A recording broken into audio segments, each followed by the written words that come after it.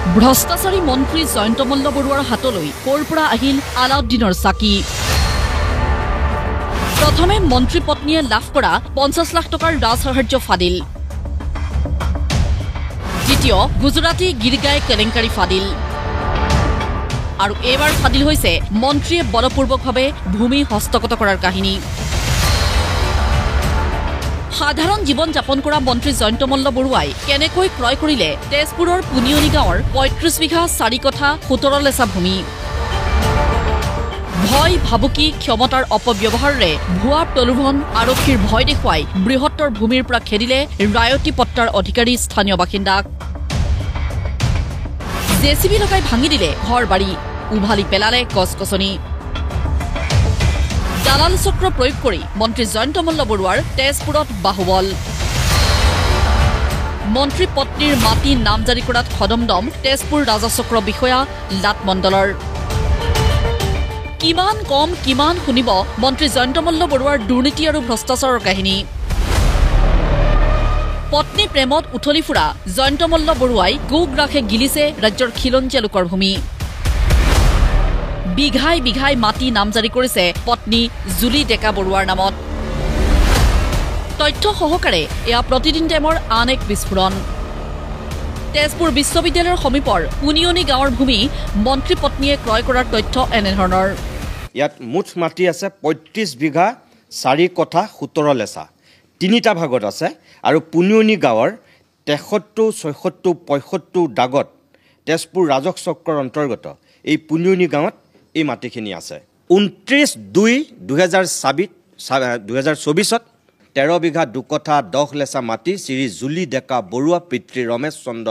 ডেকাৰ নামত 352 নম্বৰ দাগ আৰু 100 নম্বৰ ম্যাদী পট্টা কৰা হ'ল লাটমণ্ডল ৰঞ্জিত লস্কৰ চক্ৰ বিষয়া মাধুৰ্য বুঢ়াগোহাঁই এয়া আছিল 29/2/2024 তাৰিখৰ এটো 75 নম্বৰ দাগ 5/3/2024 76 নম্বৰ দাগত 15 বিঘা 1 কঠা 18 লেচা মাটি জুলি ডেকা বৰুৱাৰ নামত পিতৃ ৰমেশ চন্দ্ৰ ডেকাৰ নামত 354 নম্বৰ দাগ আৰু 102 নম্বৰ ম্যাদী পট্টা কৰা হ'ল এয়া মুখেৰে কোৱা কথা নহয় এখন কাগজে কৈছে ঠিক একেধৰণে আৰু ইটো মাটি তেওঁ যেটো মই যে ক'লো তিনিটা দিনত তেওঁলোকে এই মাটিখিনি নিজৰ নামলৈ লৈ গৈছে 24/7/2023 যদিও আমি কাগজে পত্ৰই 35 বিঘা 4 কঠা 17 লেচা ভূমিৰ কথা উল্লেখ কৰিছো এই বিশাল এলেকাটোত আছে মুঠ 40 বিঘা ভূমি কথা হল মন্ত্ৰী পত্নীয়ে ক্ৰয় কৰা বৃহত্তৰ ভূমিত ৰায়তী পট্টা থকা 35ৰ পৰা 40টাকৈ আদিবাসী পৰিয়ালে দশক ধৰি বাস কৰি আহিছিল কিন্তু একাংশ দালালৰ দ্বাৰা মন্ত্ৰী জয়ন্ত মল্ল বৰুৱাৰ দাবী ধমকিত শংকিত স্থানীয় বাসিন্দা ইয়াৰ ইমান বছৰ ধৰি থকা অৱস্থাত এতিয়া আমাৰ মাটি বাৰী নোহোৱা কৰি আছে আৰু ঘৰ বাৰী ভাঙি খেদিব বিচাৰিছে জুলি ডেকা আৰু জয়ন্ত মল্ল বৰুৱা মাটিটো আমি বহি থকা অৱস্থাত আৰু সিহঁতে 75 আৰু 74 দাগ সিহঁতে সেইটোলৈ খেলি মেলি কৰিছে আমাক 74 কয় 75ত আমি বহি আছোঁ সিহঁতে 74 বুলি বনাই লৈছে সিহঁতে আৰু আমাক উঠাই দিব বিচাৰিছে এইটো ৰিজুমণি বৰা আৰু সমীৰণ ভট্টাচাৰ্য দালাল কোপাক লৈ আৰু পিছপিনে মাটি আমাক বাঁহবাৰী চাহবাৰী ভাঙিছে মন্ত্ৰী জয়ন্ত মল্ল বৰুৱাই একাংশ দালালৰ দ্বাৰা আৰক্ষীক ব্যৱহাৰ কৰি কিদৰে ভূমি হস্তগত কৰিলে শুনক স্থানীয় লোকৰ মুখেৰেই আমাৰ যিমান বাঁহৰ বাৰী আছিলে তামোল বাৰী আছিলে এইবিলাক ভাঙি চিঙি এইটো দখল কৰি লৈছে মাটি এতিয়া আমাকে উঠাবলৈ দি আছে আমাক মাটি নিদিয়ে ক'ত দিব 1 কঠা মাটি দিম ইহঁতে আমি বোলে দখল কৰি লৈছোঁ আমি বোলে বেছি দিনত বহা নাই আমাৰ খাউৰতেতো 200-150 বছৰ হৈ গ'ল ইয়াত বহি আছে বাউণ্ডাৰী চাউণ্ডাৰী দিছে পুলিচ লৈ আহিছে আমাক মানে পুৰা জোৰ ধমকি দিছে তোমালোকে ইয়াত নাহিবা মাৰি দিম কাটি দিম ইপিনে বাঁহবাৰীত হেৰি লগাই দিছে জিচিপি লগাই দিছিলে জিচিপি লগাই দিছে ঘৰত ভাঙি দিম বুলি কৈছে মাৰাৰ কাৰণে ধমকি দিছে আমাক ইয়াৰ পৰা উঠাই দিম তহঁতক তোমালোকে ইয়াৰ পৰা ক'ত যাব লাগে তোমালোকে যোৱা তোমালোকক মাটি নিদিওঁ হাৰাশাস্তি কৰি আছে ধমকি চমকি দি আছে ইয়াৰ পৰা মাটি বাৰী ঘৰ চৰ ভাঙি খেদিব বিচাৰি আছে 71 চনৰ পৰা ৰায়তী পট্টাৰ দ্বাৰা বাস কৰি থকা ভূমিৰ গৰাকী আছিল বিখ্যাত কালীচৰণ ভট্টাচাৰ্য পৰিয়ালৰ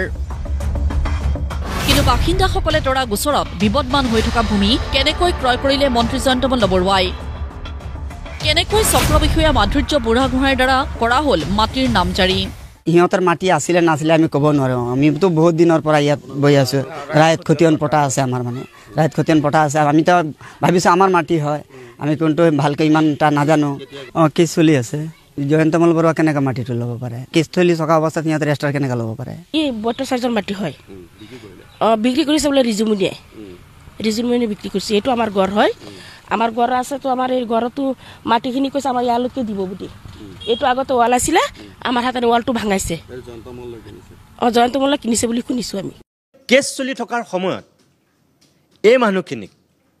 কেনেকৈ উঠাই পেলাই তাত তেওঁলোকে নিজৰ মাটি কৰিব পাৰিলে এটা কেছ চলি থকা মাটি সেইকাৰণে তেওঁলোকে প্ৰশ্নটো কৰিছে যে আমাক জোৰ জবৰদস্তি ইয়াৰ পৰা যাবলৈ দিয়া হৈছে আৰু তেওঁলোকক কিন্তু এইটোও কোৱা হৈছিল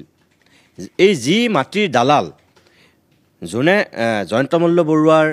এই মাটিখিনি বিক্ৰী কৰিছে তেওঁলোকে কথা দিছিল যে বেলেগ এটা মাটি দিব তেওঁলোকক তাৰ বিনিময়ত তেওঁলোকক সুকীয়া মাটি দিব বুলি কৈছে আমি কোৱা নাই কিন্তু এতিয়ালৈকে তেওঁলোকক সেই মাটিও দিয়া হোৱা নাই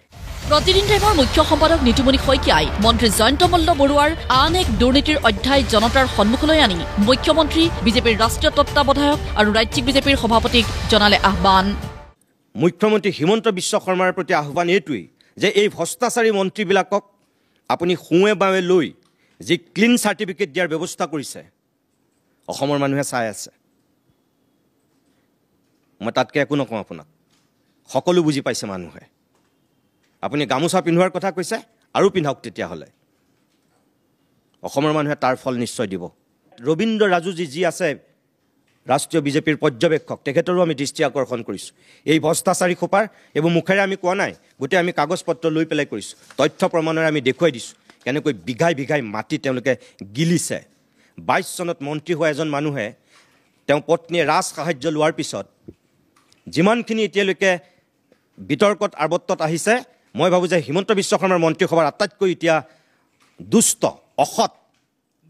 লুণ্ঠনকাৰী ভ্ৰষ্টাচাৰী মন্ত্ৰী হিচাপে জয়ন্তমল্ল বৰুৱাই বিজেপি চৰকাৰক যিমান গেলাইছে আন কোনো মন্ত্ৰীয়ে গেলোৱা নাই এইজন মন্ত্ৰীৰ কাৰণেই মুখ্যমন্ত্ৰীয়ে ক্ষমা খুজিবলগীয়া হৈছে এইজন মন্ত্ৰীৰ কাৰণেই বিজেপিৰ ৰাজ্যিক